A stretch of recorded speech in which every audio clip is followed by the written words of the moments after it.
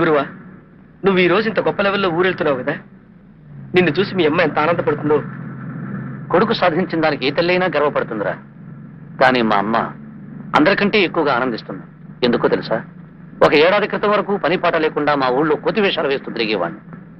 నా అల్లరి చేష్టల గురించి మా అమ్మకు ప్రతి ఒక్కరూ ఫిర్యాదు చేస్తుండేవారు.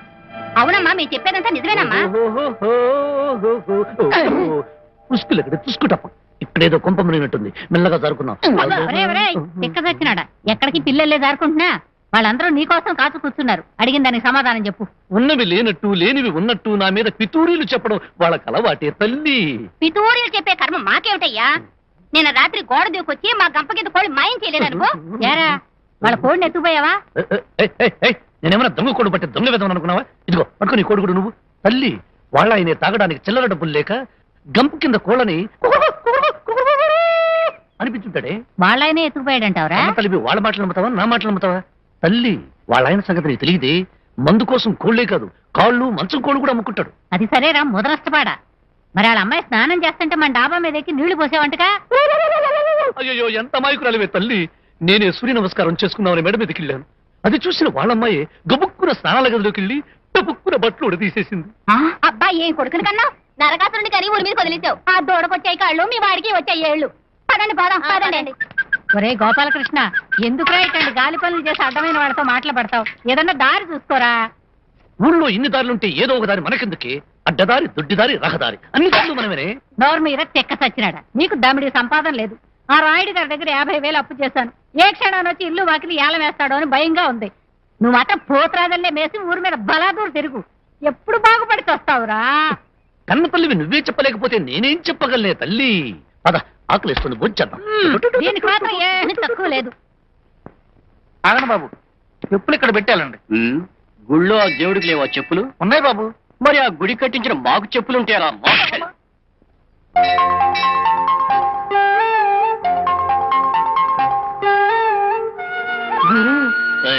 కొంచెం ప్రసాదం పెట్టు.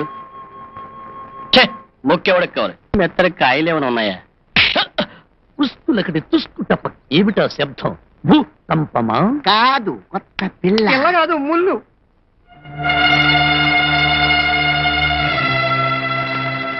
జమీందారు గారి అబ్బాయినే చెంప చుళ్ళు అనిపించింది. చెప్పులు దోచే పూజారి ఎవరా బిరన్నారి? మాధవయ్య గారని చెప్పేసి గొప్ప సంగీత విద్వాంసులు. ఆయన కూతురు నీలాంబరి నిన్ననే ఊళ్ళోకి దిగారండి. గురువా, నీ అనుమతి లేకుండానే ఊళ్ళోకి దిగారా? నేనే అనుమతి ఇచ్చేశాను. ఇదంతా నా అదృష్టం. ఇంతకాలం ఇటువంటి దానికోసమే ఎదురు చూస్తున్నా.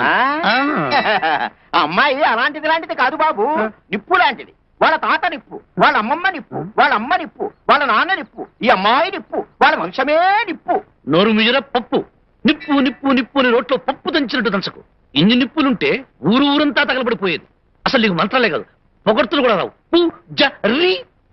చెడు కాలం వచ్చినప్పుడు శ్రీకృష్ణ భగవానుడు ఎంత చెప్పినప్పటికీ కూడాను దుర్యోధనుడు కూడా వెళ్ళా. నీలాగే కృష్ణుళ్లాగా మాట్లాడకు. పిలక పించో రెండు గాల్లోకి ఎగిరిపోతాయి. ఛాలెంజ్ చేసి చెప్తున్నాను. ఇదే నీలాంబరిని వారం తిరిగే లోపల పుష్కులకటి తుస్కుట పక్కనే నా ఒళ్ళో పడేటట్టు చేస్తాను. అది చూస్తా. ఏమిట్లా నువ్వు చూసేది? ధ్వజస్తంభం. నువ్వు ఆ పూజారి మాటకి రెచ్చిపోయి చౌనికి శబ్దం చేసావు. ఆ పిల్లేమో నిప్పులాంటి దాని పప్పు కింద ఎలా చేస్తావో నీ మాట ఎలా నిలబెట్టుకుంటావో, నీ శబ్దం ఎలా నిలబెట్టుకుంటావు? ఆ శబ్దం నెరవేరాలంటే ఆ నీలాంబరి ఇంట్లో నా ఎడంకాలు పెట్టాలి. దానికి ఒకటే మార్గం. ఏమిటా మార్గం? తొందరగా చెప్పు. సంగీతం నేర్చుకోవడానికి శిష్యుడిగా మాధవయ్య మాస్టర్ దగ్గర చేరాలి. చేరే ముందు మనకు ఒక హార్మోనియం పెట్టి కావాలి. హార్మోనియం పెట్టుకోవడానికి బోలెడు డబ్బులు కావాలి. ఎలా?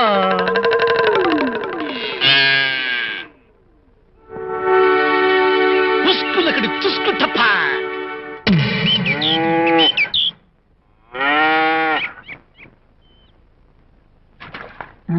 దూడేమైనట్టు? దీన్ని ఎవడు కనిపెట్టాడో గాని ఎటు నుంచి ఎటు వాయించాలో అర్థం కాక గుర్రమంటుందిరా. ఒరే ఒరే గోపాలకృష్ణ, దొడ్లో దూడ కనపట్టలేదా? ఇంట్లో హార్మోనియం పెట్టి కనిపిస్తుందిగా తల్లి. ఎక్కడరా హార్మోని పెట్టి?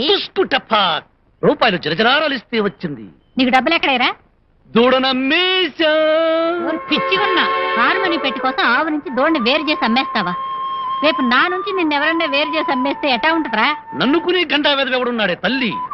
దూడనుకుంటే దాని చర్మం పనికొస్తుంది, కుమ్ములు పనికొస్తాయి. నన్ను కుంటే గొళ్ళు కూడా పనికిరావు. అంతా తుస్కుట పక్కే. ఏడ్చావు. ఇట్లాంటి తొంటరి పనులు చేస్తుంటే ఎప్పుడు బాగుపడతావురా? కన్న తల్లివి నువ్వే చెప్పలేకపోతే నేనేలా చెప్పగలనే తల్లి? వస్తా. నాకు ఉస్కులకడి తుస్కుట పక్కలో చాలా ఉన్నాయి. ఏమిట్రా? సరిగమ పదని సొడ్డు చివర గుసగుస గుసగుస గుసగుస. అయితే నువ్వు రాఘవయ్య గారు అబ్బాయి అన్నమాట. ఈ ఊళ్ళో మీ నాన్నగారు నాకు చాలా ఆప్తమిత్రులు. పాపం అనుకోకుండా పోయారు. మా నాన్నగారు బ్రతుకున్న రోజుల్లో ఎప్పుడూ మీ గురించి చెప్పేవారు. మీరు సాక్షాత్తు త్యాగరాజు అవతారమని అన్నారు మా నాన్నగారు. మీ ఎంత గొప్ప సంగీత విద్వాంసుని కావాలని చనిపోయే ముందు అన్నారు మా నాన్నగారు. సంగీతం నేర్చుకుంటే మీ దగ్గరే నేర్చుకోమని అన్నారు మా నాన్నగారు. అన్నారు, పోయారు. అంటూ అంటూ పోయారు. అందుకే సంగీతం నేర్పమని అడగటానికి మీ దగ్గరకు వచ్చారు. ఊరుకో బాబు, ఊరుకో. ఇంత వయస్సు వచ్చినా సంగీతం నేర్చుకోవాలన్న నీ ఆరాటం చూస్తూ ఉంటే నాకు చాలా సంతోషంగా ఉంది. శ్రద్ధ, భక్తి, ఆసక్తితో సాధన చేస్తే మీ నాన్నగారి కోరిక తప్పకుండా నెరవేరుతుంది. హారతి తీసుకోండి అన్న. ఎవరు మీ పాప? కాదు, మా అమ్మాయి. అచ్చుగుద్దినట్టు సంగీత సరస్వతి లాగుంది. మీ పేరు సరస్వత? నీలాంబరి. చూడమ్మా, అబ్బాయి కొంచెం కాఫీ పట్టరా. వద్దండి. కాఫీ, టీ, చుట్టా, బీడి, సిగరెట్, కిళ్ళి, జరదా జరదా కిళ్ళి, కనీసం డమ్ డిస్ట్రిక్ట్ కూడా అలవాట్లేదండి. డామ్ డిస్కీ అంటే అంటే విస్కీలో అదో రకం అండి. చాలా సంతోషం బాబు. సంగీతానికి గాత్రం, సాధనకి కృషి చాలా ముఖ్యం బాబు. ఆ విషయాల్ని గుర్తుంచుకొని వెంటనే సాధన ప్రారంభించు. అందులో ఈ రోజు ఏకాదశి, చాలా మంచి రోజు. అలాగే, తప్పకుండా. ఉస్కులకడి తుస్కుటప్ప, ఉస్కులకడి తుస్కుటప్ప, తుస్కుటప్ప.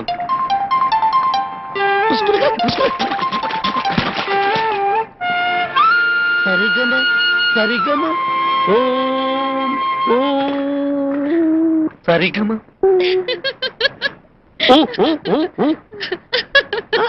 ఏమిటండి ఇది? ఇలా పీకల దాకా మనకి సంగీత సాధన చేస్తే గమకాలు గుబుక్కుని వస్తాయని మీ నాన్నగారు, అదే మా గురువు గారు చెప్పారు. ఓం గమకాల సంగతి ఓగాని ఓం. కొడుకు మాత్రం ఆగదు. అయినా సరే అనుకున్నది సాధించేంత వరకు వణకణం, బెడకణం, తొడకణం, చెడకణం, కెనకణం, పడకణం, చునకణం, చురుకణం, ఓం సరిగమా. వణికేమో గాని జ్వరం మాత్రం వస్తుంది. ఎంతసేపు నీళ్ళలో ఉంటారు? బయటికి రండి. అంతేనంటారా? వస్తా వస్తా. ఉసుకులగడి ఉసుకులగడి చేపట్టుకో, అన్ని కూరుకుపోతున్నాయి. ఓ ఉసుకులడు ఉసుకులు ఉసుకో. సరిగమ పదని సని దా ప.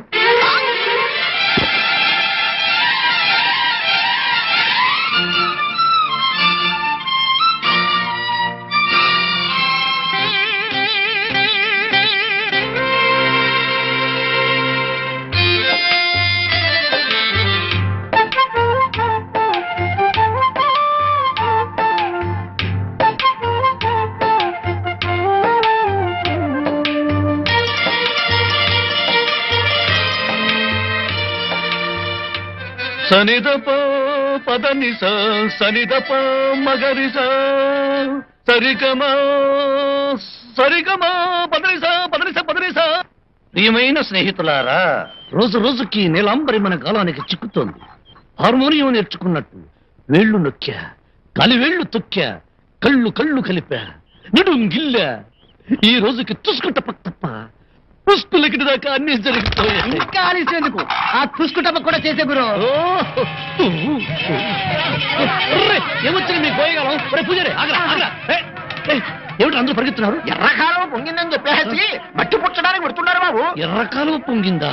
ఓ, ఎంత శుభవార్త చెప్పావు. తుస్కుటప్పకి ముహూర్తం పెట్టేశావు. వెళ్ళి ఎర్రకాలం పూడ్చుకో. చిప్పల ఎర్రకాలం పొంగింది, ఏం ప్రమాదం వస్తుందో ఏమిటో. అక్కడ ఎర్రకాలం పొంగింది, ఇక్కడ ఈ గోపాలంబురలో ఆలోచన పొంగింది. మాధవయ్య మాస్టర్ ఊళ్ళో లేడు. నేనిప్పుడు ఈ బావిలో దూకుతా. మాధవయ్య మాస్టర్ ఊర్లో లేకపోతే నువ్వు బావిలో దూకడానికి గురువా? ముందు నేను దూకుతా, తర్వాత ఆయన దూకుతా. చెప్పింది నోరు మూసుకునేనరా. బావిలో దూకుతా, చేప పిల్ల పడతా, జోబులో పెడతా, నీలాంబర తలుపు తడతా, నీలాంబర తలుపు తెరవగానే అయ్యో ఇదేమిటండి తడిసిన బట్టలు అని అంటుంది.